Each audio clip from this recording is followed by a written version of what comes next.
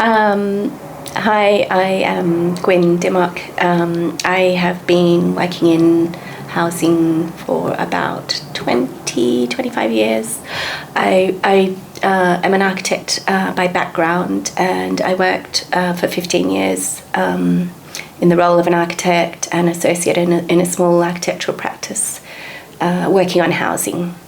I'm currently a senior design manager at Peabody and work in the design and technical team with Robin, and work on everything from sort of looking at feasibility, briefing and commissioning architects, to monitoring and reviewing designs, procuring contractors, JV partners, developing designs, and all the way through to post-occupancy evaluation.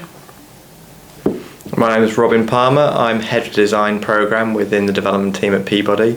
I'm an architect by background and have about 15 years or so kind of experience post-qualification.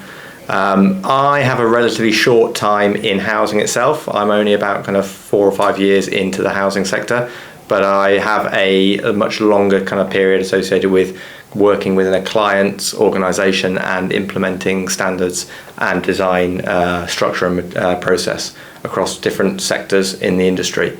So I come at a little bit diverse kind of perspective from Gwyn, if that makes sense, in terms of applying mature processes to organisations and implementing standardisation in one way or another, but not just with a residential focus in the past. Thank you. I guess to start off with, what do you think about the quality of housing in England? Do you want to go? Yeah, can do. So I think there is like all sectors, there is a legacy of a diverse tapestry of what housing looks like across the nation and across the globe as well. Peabody has a 160-year kind of heritage in kind of its first housing that was brought forward, and there is a vast difference in terms of that housing kind of brought through in the Victorian era to kind of what the latest housing that we've been developing, and it just goes to reflect kind of over the more generations there is a very different tapestry of housing out there, and different people are attracted to different typologies, and everyone has their own kind of aspiration for how they want to live and how they want to kind of grow in life, and kind of that reflects kind of that kind of parallel connection to all sorts of different housing typologies to suit the needs of the individuals, their families and their wider community. What do you think, Gwyn? Yes, I mean, at Peabody we've sort of begun to sort of look at the different design priorities for quality. So I think you were asking about our definition of housing quality, and we sort of look at 5 different aspects, which is safety, sustainability, inclusivity, affordability, and desirability. And they've sort of come out of what we've seen as sort of some of the big shortcomings of regulation and guidance out there. And as a housing developer and a landlord with a long-term stewardship role, all of those aspects of housing are very important and are what sort of take us forward in our design thinking and standards thinking. Do you have more specific metrics around those safety, desirability? I guess desirability is perhaps the question. Yeah. Well, each of them have a lot of different aspects which we brief for and we monitor.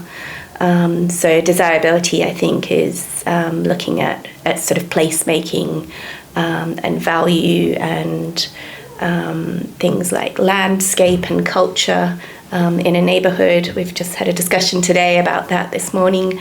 But desirability also about value, adding value and making a place somewhere that people choose to come and live. And that sort of benefits all tenures, benefits affordable homes where people perhaps don't have that choice of where they want to live.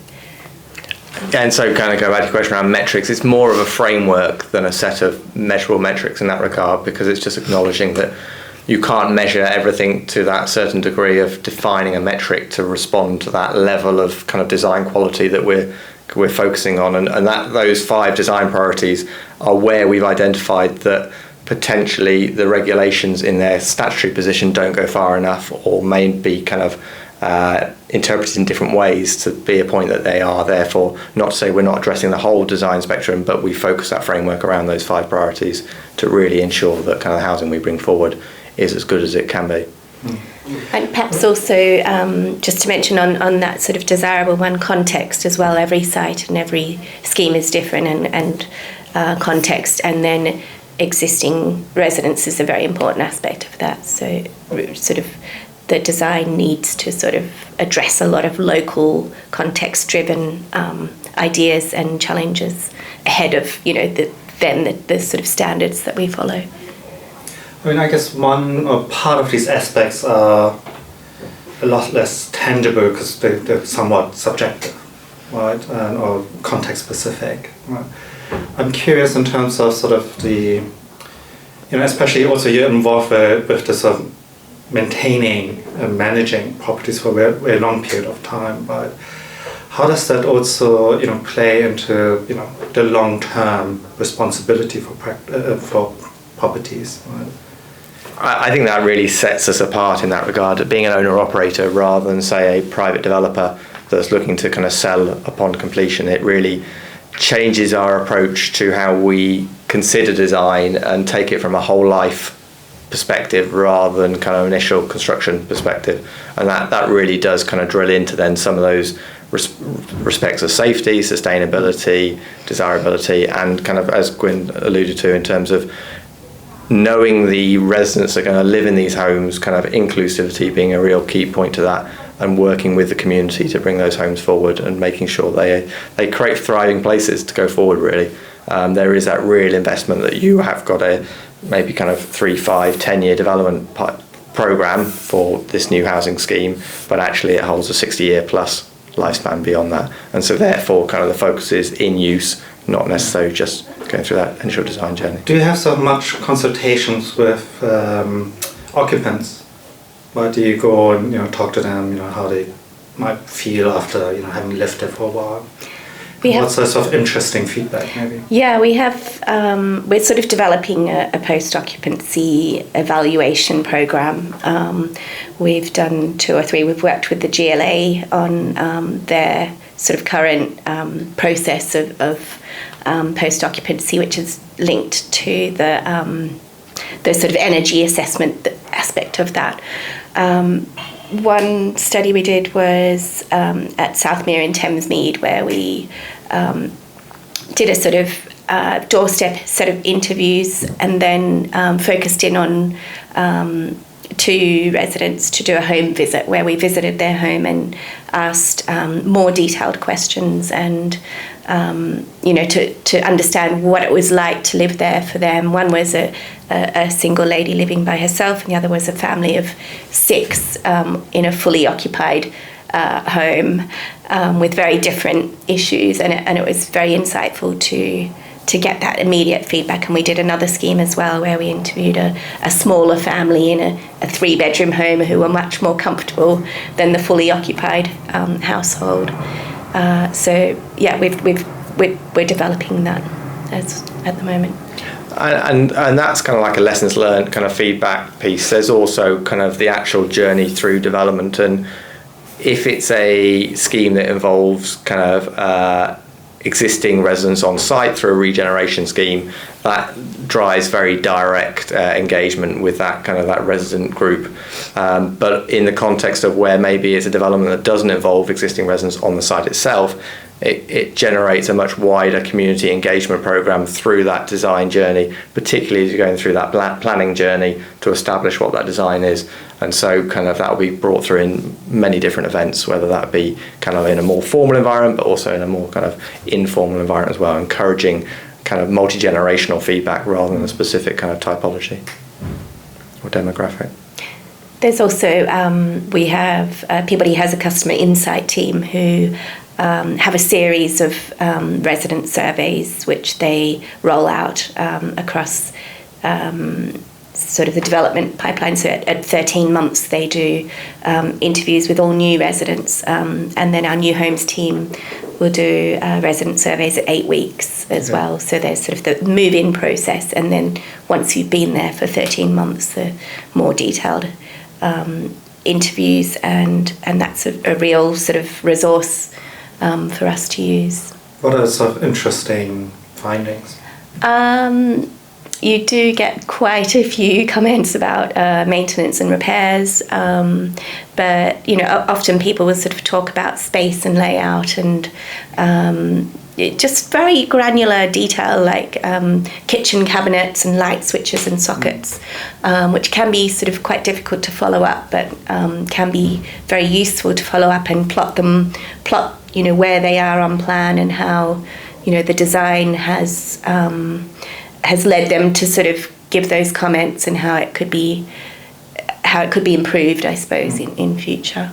And for something like wheelchair housing, we've done a sort of bit of analysis looking at some of the wheelchair residents and how they use their space and the comments they give, and it's sort of comments that you just wouldn't expect from a design point of view, but they're very much user-based sort of responses. Do you think there's sort of differences in the tenure of people? Because I think when we sort of went to homes and interviewed some people, I think there are some noticeable differences, even though I think they were all sort of in so-called affordable housing. But I think they had sort of different perceptions around their homes, depending on also different tenures. Do you? Yeah, we noticed that. I mean, I think the big one is that affordable tenure means that the home will be fully occupied, and that is very different to an under-occupied home, which is some of the shared ownership or private homes aren't always, fully occupied. And then I think something we noticed with the affordable tenure is sort of a bit more privacy. Perhaps there were more vulnerabilities, and people might need a feeling of privacy, which we didn't notice so much with some of the private homes that we visited. Mm. There's also a nuance, I think, with kind of different communities and different cultures. There is that diversity as well, and that takes a slightly different approach to how kind of families live in their homes, and that does sometimes drive variation on that basis that we specifically focus in on sometimes, particularly from a regeneration perspective, when we know those residents and those communities that are already living on those developments. Going back to sort of how you define design quality, what would you consider the challenges are, particularly as a developer, but also as an asset manager? Okay, well, so we touched on it a moment ago, but one of the challenges is around kind of that investment for the long term rather than that kind of statutory compliance minimum baseline. And so as an owner-operator, we tend to take that whole life view, but it can mean that in a competitive environment for acquiring land and future opportunities with homes, it does mean that we are potentially at a disadvantage to private developers acquiring a similar site or competing for those same sites. And so that is a little bit where we're finding ourselves, where maybe historically kind of the statutory baseline was a little bit more reflective of the wider industry.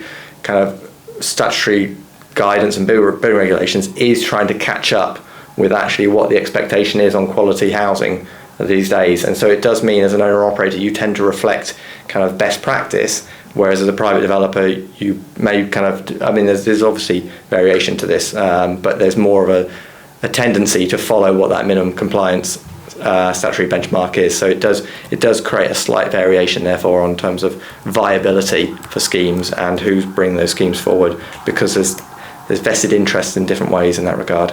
And so that can be kind of one of those key challenges. I don't know, Gwen, is there anything else you would add to that? I think we sort of talked about regulations sort of lagging a bit behind best practice, and finding certain things were not fit for purpose. I think safety, obviously, fire safety is a big one, and that's regulations are now coming in, and now we're sort of playing catch up on that side of it. although Peabody, we had a lot of sort of very forward-thinking standards, I think just understanding the new guidance and regulations and the impact on the program is a really key one. It's a big challenge. And then affordability, I think, as well, given the current housing market and lack of affordable homes, and ensuring what we're doing remains affordable for the residents that need it. That affordability, both in living as well as acquiring the homes in the first place as well. So particularly we have a lot of conversations associated with service charge setting, and kind of how we create these kind of thriving communities, but also at an affordable level, and therefore kind of trying to ensure that all schemes come forward as a mixed tenure environment. There is different affordability there, and so we have to create that balance of access to all, but kind of an opportunity to allow people more sometimes in an opt-in scenario, so they can determine their own affordability in that regard. So that can be quite a kind of a consideration bring forward. But I think it's a nice reflection, kind of Gwyn, you mentioning safety earlier, that it does a lot comes back to those 5 design principles that we kind of are actively kind of interrogating on any scheme coming forward, because they tend to be the areas of greatest discrepancy in the industry, and therefore we want to ensure that we've got that appropriate balance, and but kind of affordability is a massive part of that. Can I ask about affordability, right? Because I can't remember where I saw it, but I think it said something like £400,000 for a home in London. That's a massive amount of money, right? For an affordable home to be built. Parts of it, of course, it feels like it has to do with subsidies, right? Or how it's financed, right? What do you think is some of the basic, maybe not shortcomings, but what could be done better to make things more affordable ultimately to those who actually need to access this types of home? So I guess there's two parts there, isn't there? There's in terms of the construction cost and the kind of development costs of bringing new homes forward, as well as kind of the housing market and how values are established. And I think kind of clearly the tenure variations that bring that kind of affordability support, kind of either through a shared ownership or affordable rent scenario to acquire those homes. But from a development perspective, kind of we're continually trying to build in efficiency in how we design schemes coming forward. And that efficiency is both a consideration for the design and construction journey, as well as then the ongoing maintenance and kind of long-term kind of impact of sustaining those homes going forward. So from a development perspective, we really do start to address our kind of framework around kind of efficient design. Have we got the appropriate kind of future-proof flexibility built in, avoiding retrofit in the future, but at the same time kind of standardizing where possible. And some really typical and obvious kind of areas is around kind of the stacking of multi-occupancy dwellings and the common services running through, and then also kind of finding balances in kind of more nuanced areas of design, whether that be our building services. And so we typically refer to kind of our heat network design and promoting multiple vertical risers over lots of horizontal pipe work through singular riser design. That has multiple benefits, but kind of construction efficiency being kind of one of those parts to it. So it really is a bit of a framework there in terms of how you go back and you genuinely promote kind of those efficiencies are built in from day one.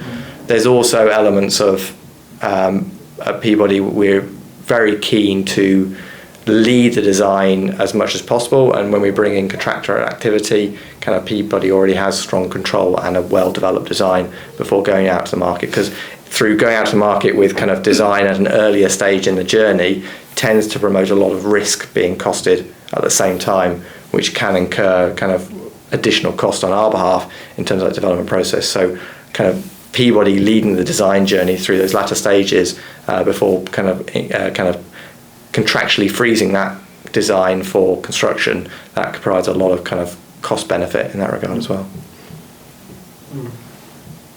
Earlier you were saying how standards and best practice are different. Could you maybe give some examples of where you think the minimum requirements are not sufficient? So I think kind of as a very granular example, and Gwyn, sorry, jump in.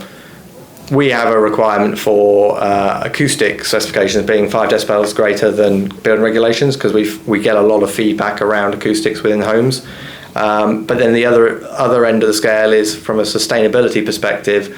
We are championing kind of briefing passive house design on all new and future schemes, with some caveats around how we manage that through the development process and whether we actually deliver that in the end. But there's a lot of progressive areas in the industry, safety, and not to be a bit of a broken record in terms of coming back to these kind of priorities, but safety and sustainability are 2 key areas in that area of kind of, I guess, greatest diversity across kind of design coming forward, as well. And we've kind of obviously seen through kind of the Grenfell tragedy, a lot of change being instigated off the back of that in a statutory position of safety, but also then in terms of the recent Future Homes consultation being launched, there's a very mixed view on kind of what that's projecting as standards going forward, and so it does tend to bring that ambiguity into the industry around kind of actually what is that consistent best practice position going forward. So throughout our design requirements in a generic context, we kind of set a level of clarity amongst areas of ambiguity, but we also then build in some requirements, some that go above and beyond what that statutory compliance position is, but others that reflect our best operating models in occupation, and therefore how we prefer to approach those designs, particularly going back to that affordability piece in mind with our both our residents in situ as well as us as a kind of housing owner and operator for the long term. And so the more that we have to kind of diversify our spend across the existing estate, the less able we are to kind of improve those homes and maintain those homes going forward, because it just adds to the kind of the challenge that we're facing.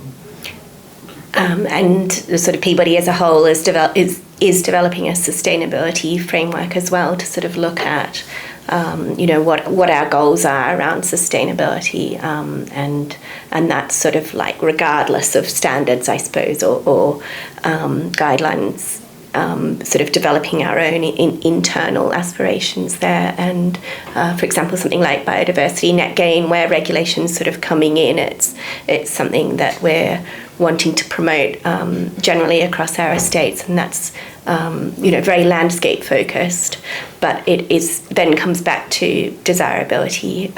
So for example, somewhere like Thamesmead, there's been a huge landscape sort of led approach to that area, which already has a lot of green and blue spaces there, but as well as sort of the development team developing there, the regeneration team there are sort of looking at existing homes and existing parts of that estate to develop the sustainable aspects of it. And then, I mean, the sustainability framework that you mentioned, Gwyn, that's been a key focus for the team over the last 12 months to really, in a new home environment, to really define what sustainability means to us. So the team are developing a framework associated with 4 key pillars in that regard, kind of one being health and happiness, the other being social value, the third being natural resilience, and the fourth being natural resource use. And so it really provides that framework, and as kind of Gwyneth alluded to, kind of there's biodiversity and other kind of elements, sub-themes if you like, to those 4 pillars that really kind of highlight to us that broader framework in that one design priority around how do we kind of monitor that. And we talked a lot about how do we, because you mentioned metrics earlier, we talk a lot about we can't really set unanimous metrics across the board for all those design kind of intentions and expect that to be applied consistently across every scheme. They are naturally competing priorities in that regard, and so we look at kind of setting our generic design requirements, but then applying, as kind of Gwyn alluded to earlier, around the contextual nature of each development and each scheme, and how you therefore go from standard design requirements to place specific. And so we look at the structure of having a project specific brief, as well as then how that interprets our generic requirements that are underpinned to that project specific brief. And that's the nuance, I think, where there's further opportunity for us to get better at this, but it's also a reflection of the industry that kind of your degree of influence in developing a project is at its front end, and you ultimately, that influence diminishes as you go further along. So getting that briefing stage right and selecting those right partners, whether those be kind of appointed design team partners or build partners or developer partners, that is so key at the front end of that project to ultimately kind of get you that quality that you're striving for at the end. And so and when we consider that, bringing some of those design decisions later in the journey tend to contribute additional cost, which may be cost neutral at day one if appropriately considered within the context of the other design parameters at the same time. So there's a real reflection there in terms of how we brief our schemes appropriately, building on the foundation of generic design requirements that we have, but again, coming back to that kind of place and context specific.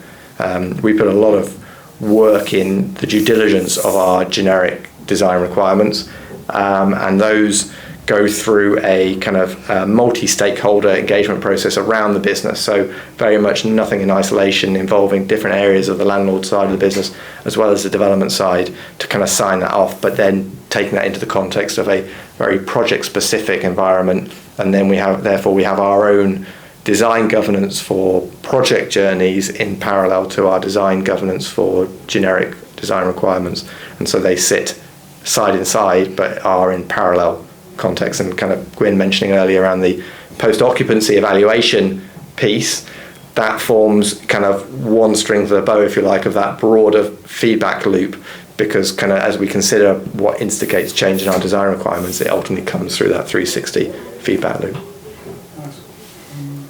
Where does the Peabody Design Guide sit in these generic requirements, post-occupancy evaluation, feedback? So at the moment we have an existing Peabody Design Guide which has been in place for about 6 years, I think, but that hasn't really addressed the merged organisation since Peabody merged with Catalyst. So we are in the process of developing the new design guide, and I guess that's sort of, well, we're looking at REBA stage 0 to 2 and how we brief, and that will be a briefing document for those very early stages. It's because Gwyn, am I right in thinking you worked on the design guide that's currently live? Though I think it was 2018, was it, when it was published?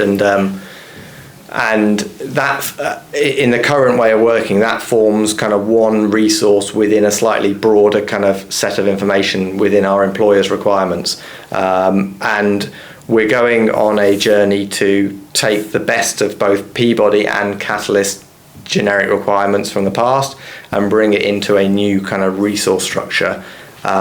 The context of that structure is taking a slightly different identity. So we're trying to split out our generic contractual requirements from our generic design requirements as we attribute that ownership of those two different sets to different parties in our organisation, because one is more around the how and the other's around the what. And so specifically with a design focus, we're talking about the what for now. We are looking at it as a process of information and layering on the level of detail as you progress through the maturity of that design journey.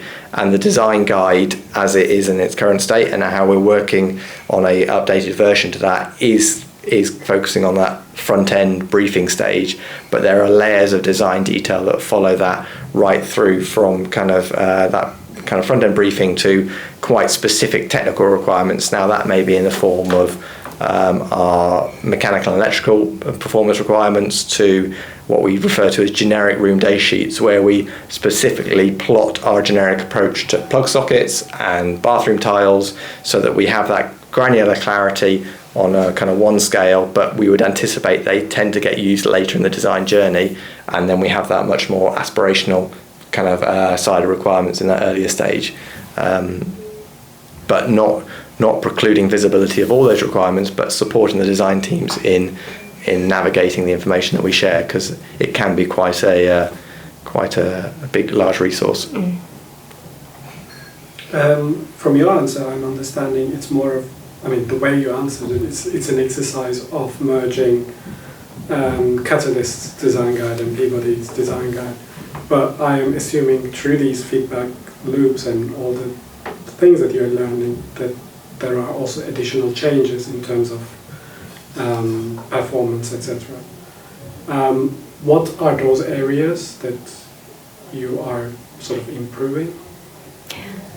I suppose the experience of seeing schemes through and seeing them completed has led to quite a lot of feedback and development of the standards and the processes with which we design and commission. I think we're sort of still developing the post-occupancy feedback and how that does get responded to and fed back into schemes. We have an internal stakeholder meeting where we've done 3 or 4 of these where we look at a scheme in a bit more detail and look at the process of how we developed it and interview the consultants, the design team, the original design team, the contractor, and then once it's been occupied for 1 or 2 years, we interview the landlord side of the business, which will be the people that look after the schemes, the neighbourhood managers, the caretakers, and do an all-up sort of summary on how the scheme has fared in occupation. Is it how it was intended to be designed? And then bring in the residents' sort of voice or surveys or do some further resident survey work as part of that as well to sort of get their perspective on how it has fared. And it's been very insightful, I think, for our team and, sort of how that sort of then gets fed back into standards is something we're sort of still developing. You're right, though, in terms of when we kind of started to come out of the merger, we were very much kind of initially thinking, well, if we do our integration of requirements to start with, and then we'll layer on our transformational requirements as a second step. But in reality, the industry is changing so much so fast that we are overlaying kind of both integration and transformation at the same time. And a couple of obvious kind of pieces of work that come to mind is we've done a lot of work on defining our building safety requirements. And so that's gone through both an integration but a transformational perspective. Katrina McCulloch in our technical team has been leading on a number of kind of initiatives, including our heat network design approach and taking it very much from a hierarchy and process for best selection of heat network design right through to kind of the specification level of design. We also kind of, Katrina again has led on quite a kind of innovative piece of work around lift performance requirements and kind of bringing whole life costing into that approach to determine our requirements as an owner operator to manage those lifts going forward versus the kind of the market competition for packaged lifts that are kind of managed by third parties. So there's quite a lot of area in there. Another one that we've kind of, and it kind of came out of the work with May Architects on kind of updating the Peabody design guide, but kind of a bit of a focus on public realm design and utilising our in-house expertise elsewhere in the business, because we have a number of very kind of distinguished individuals involving our placemaking team that we are kind of bringing forward more of that kind of subject matter expertise really into our design requirements, as well as then just kind of thinking off the top of my head that we've also identified our mechanical and electrical kind of requirements can take on a much more innovative approach to how they are briefed, and taking on that similar analogy of layering it kind of in design detail terms, kind of starting with the earlier REPA stages and bringing it through, rather than and finding that balance between prescription and kind of flexibility for ambition. So it's probably hard to pin down in one area, but I think kind of there's a few kind of pieces there. Why, this might be confidential or sensitive, but why did you hire an external architecture firm to update your design guide rather than, as you have said, you have the expertise? It's more, I think, a process you go through when you're writing standards. So to have somebody with a background in urban design, and that's what we did with the original Peabody Design Guide. They have the ability to sort of see and map out a design process, but in that process of writing it, there was a lot of consultation with different teams in our business. So they sort of map out how a designer needs to see information, but that's counterbalanced with a lot of input from different people around the business and also residents. So there were different engagement groups once the structure was drafted for the design standards, to feed in all the sort of experience that we have as a housing provider. And that included residents' workshops as well, where they were able to sort of see what was being planned for the future and understand how their voice was important in influencing it. Yeah, there's a real focus on selecting the appropriate partner in that regard that will bring kind of fresh insight into the business and kind of almost kind of question how we've done things in the past. But kind of as Gwyn alludes to, we're not letting go of the reins in that regard as well. We know what good design is for us, but we're going to go on that kind of multi-stakeholder journey to ensure that due diligence is there.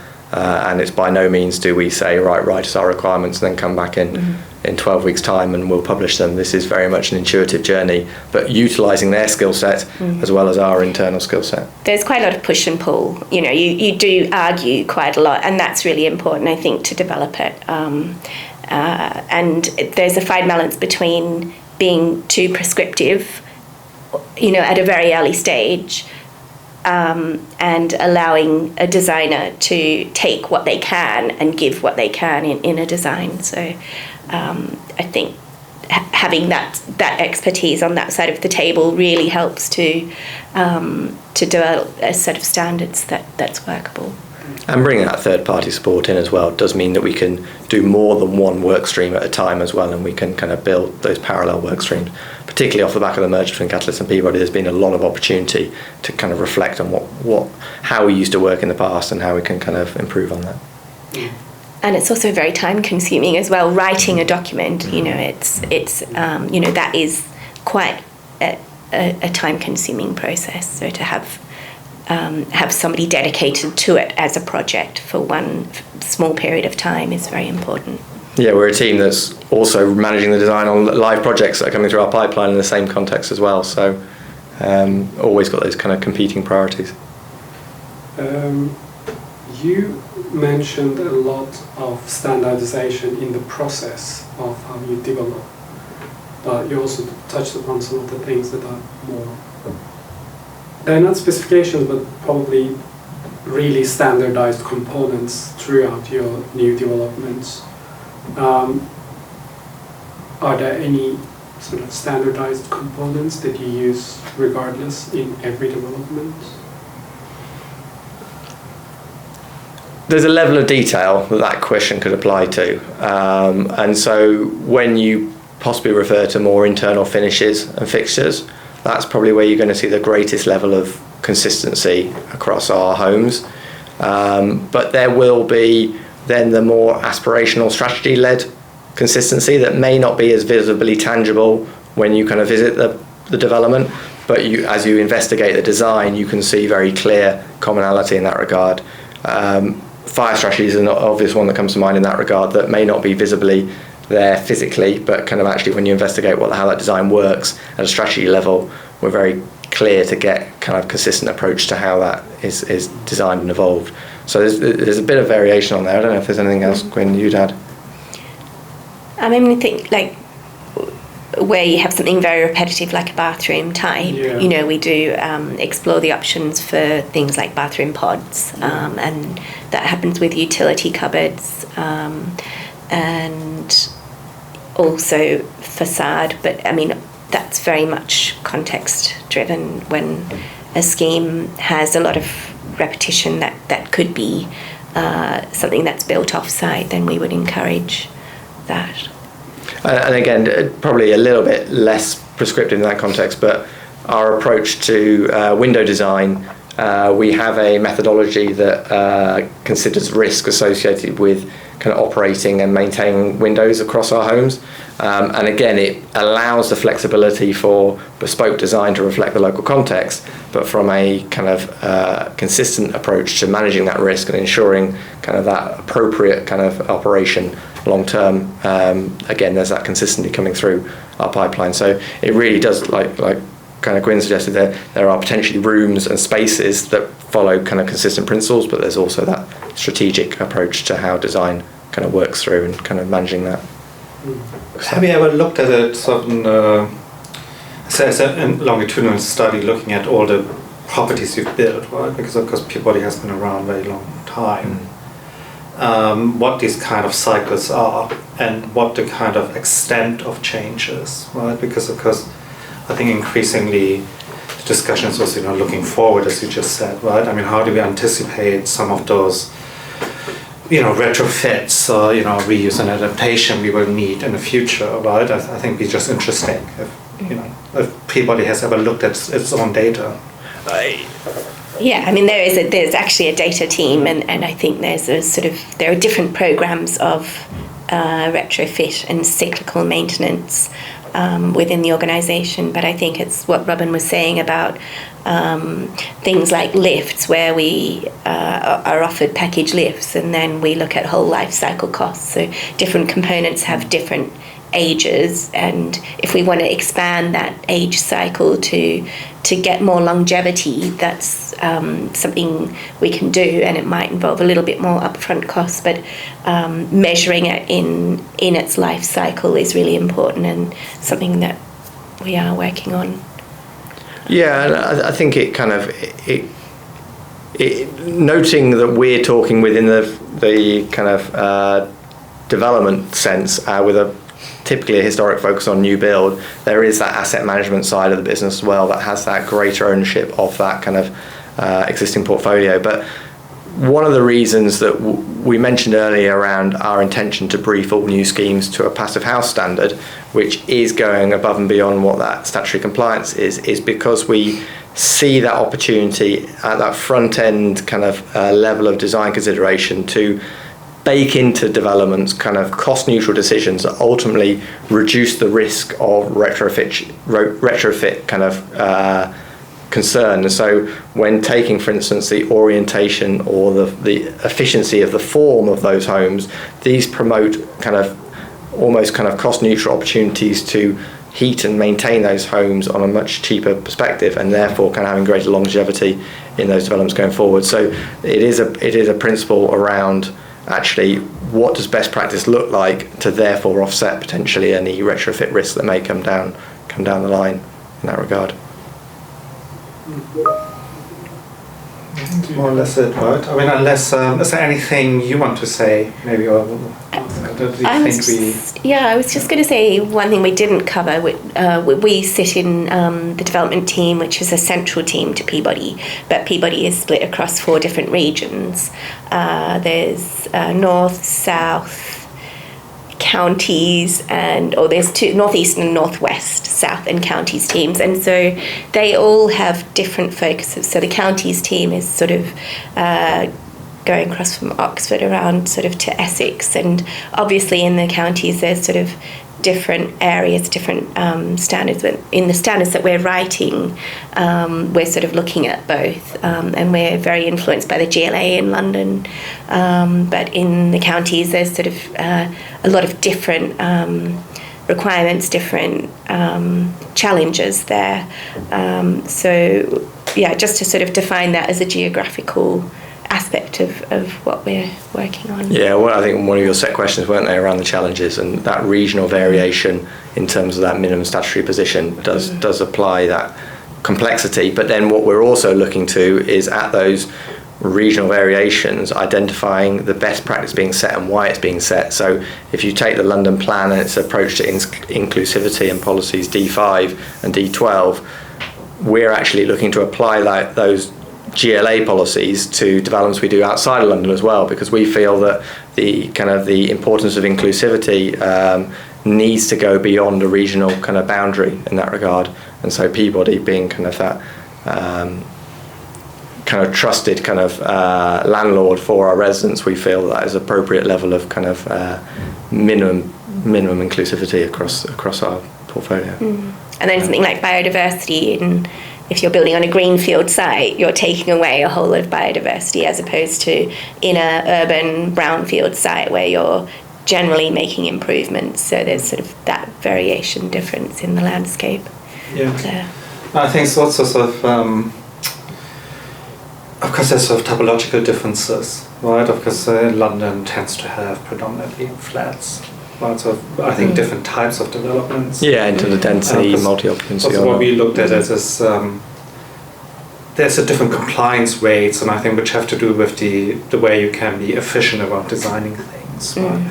Therefore, you see outside of London, because there are more homes, houses, they tend to be slightly smaller, because I think you can design them more efficiently, right, in a larger scale, or at least this is what you feel like there's I think a different meeting of the standards overall. But so I mean, I guess maybe to formulate in a question, might be interesting. So how do you see those? If there are any difference between the different sort of house types, because I mean you talked about different locations. There's a few things there. So I think acknowledging the boundaries of the home within the context of where you're developing, if you tend to take on more of a house typology rather than apartment typology, it tends to be less the site context driving the individual home, but more kind of the site context driving the arrangement of homes across that site at a lower density level. Whereas in the higher density environment, you tend to get more of a bespoke site boundary that's driving variation across the proportions and shape of those homes.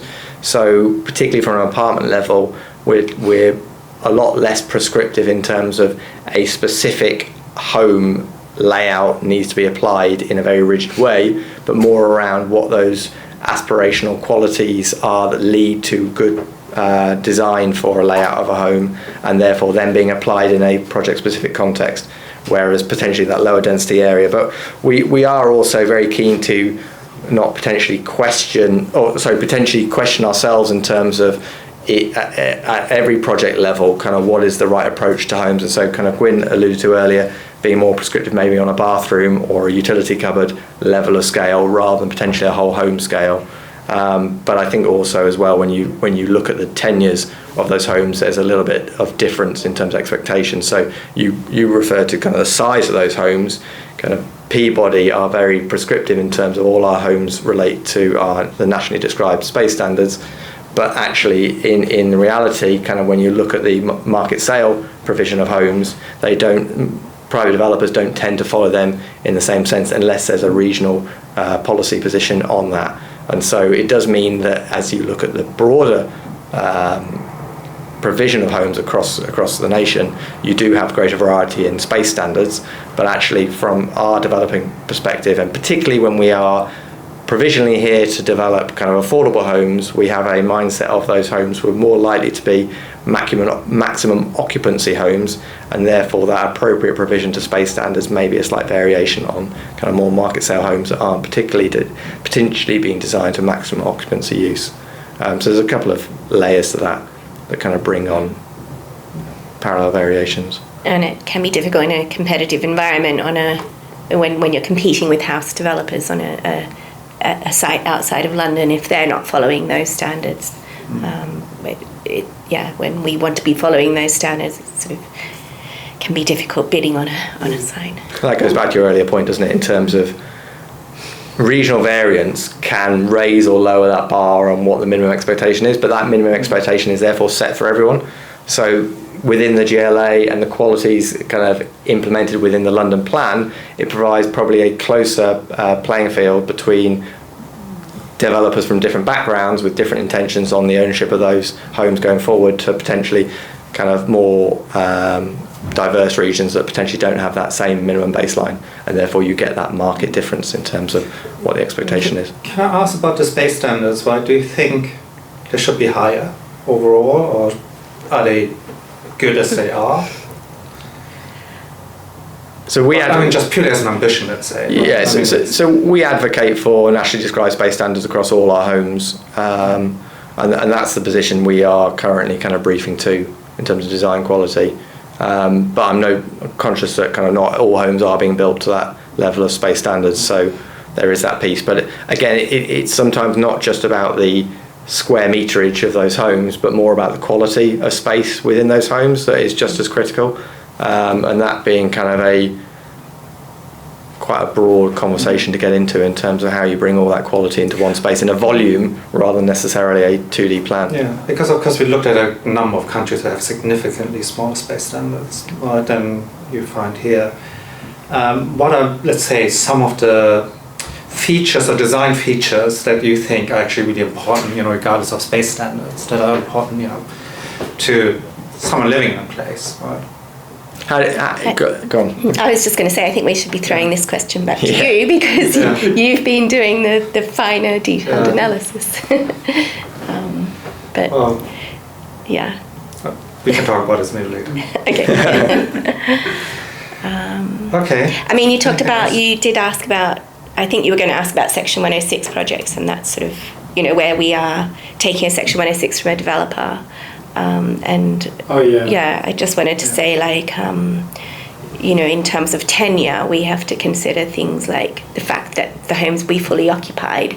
So they may have been designed for a private tenure, but in adapting them to affordable tenure, we want to allow for fully occupied homes, and we have a sort of strong desire to make them as flexible as possible by having them not open plan, having enclosed corridors, so to allow for acoustic separation. If a family has children, they're doing homework in one room and bedrooms are separated from living rooms, so that or you might have a kitchen dining and a living room, so that you allow for a fully occupied home and all the complexities of that. And we often find homes developed by private developers that are open plan, and that's an aspiration perhaps for younger couples. I don't know. So we have that as a complexity, and then we've got to consider vulnerabilities of tenants for affordable tenure. They may be very elderly, maybe people with disabilities. So fire safety is a big aspect of that, and then consideration of ongoing maintenance, like we've already talked about with landlord's side of the business. Do you take a lot from private developers? We have done. It's something that we're sort of moving away from slightly, but yes, we do have quite a few Section 106 schemes. Yeah, different macroeconomic kind of trends tend to drive variation in our development pipeline in terms of how we acquire our homes. We typically try and define it across kind of 5 development vehicles, if you like. We've got estate regeneration, we've got land-led, where it's Peabody bringing the land forward. We've got package deal, where we actually buy a pre-designed kind of development off a third party. We've got the Section 106 contingency, where we're buying probably individual homes rather than a whole development. And we have the joint venture scenario, which is where we potentially get into partnership with another developer, potentially accessing their kind of self-build capability to make our kind of build costs come down and share the risk and reward of those developments. And that could be a variation on our land-led scenario, our estate regeneration approach, or the other developer brings land forward that we want to work with them on. But they tend to be the 5 vehicles, so Section 106 being one of those 5 variations, and depending on how and when you look at our pipeline, there's a slight variation on what typology is more used than another in that regard. Do you think it makes it much more difficult for Peabody to sort of implement their own standards if you're working with so many different different types of developers, right? And of course, you don't have the same control over the whole process. I think it's when you have that involvement and that scale of influence along that journey. So in the context, so we when we were setting our in-house design governance processes, we were acknowledging those 5 different kind of development vehicles along the REBA stages, and acknowledging that a Section 106 is fairly undefined in terms of when it may come in through our process. We could be acquiring it around a handover stage, or we could actually be acquiring it before planning permission, and therefore we've got a greater level of influence on the kind of the development of those homes, regardless of what type of development vehicle they are. And kind of take a joint venture kind of context where we are 2 developers with 2 different backgrounds coming together. This is where we utilise that project-specific design brief to bring together the design requirements of both us and our parallel developing partner and agree a common client approach to those design teams for that clarity going forward. So in the context of every project, we have to take those generic requirements and we have to apply them to a context-specific kind of output. And so I think there is variation that comes with that through variants of other developers that we're working with, but it ultimately comes down to the linear journey of developing a project and having that maximum influence at day one. Right. One final thing maybe, and I think it sort of goes back to where we started, right? I mean, I think Seyhan asked in the beginning, what do you think about housing quality? Maybe to ask it differently, do you feel housing quality has improved over the last 10, 15, 20 years? I think it's really variable. You know, I think there are some very aspirational schemes that are being built that are of a very high quality. And then, you know, there's also a lot that's being churned out generally across London where there's, you know, viability-driven density and areas where I think placemaking is lacking in all of that.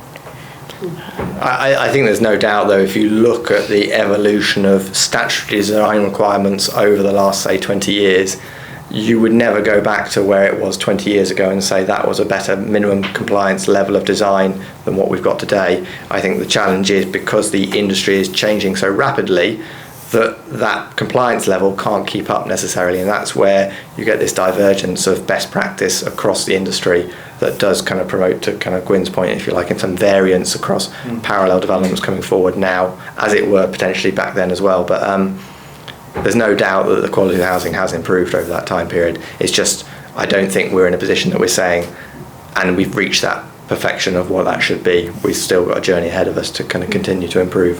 And the context that we're developing homes in now is different to what it was as well. So the drivers for change is on different elements and how we live within our homes, and even kind of the recent kind of COVID kind of culture has changed our approach to how we live in our homes. And that therefore is responding to different ways that we choose to design those homes going forward even further. So there will be continuous changes in our society that drive kind of that aspiration for improved quality, but it's more of a reaction to how we choose to change our lives and the way we live. But as well as then, we know there's some fundamental things that we've still got to work through, typically coming back to those design priorities we've set out. Mm-hmm. Well, thank you very much. Thank you.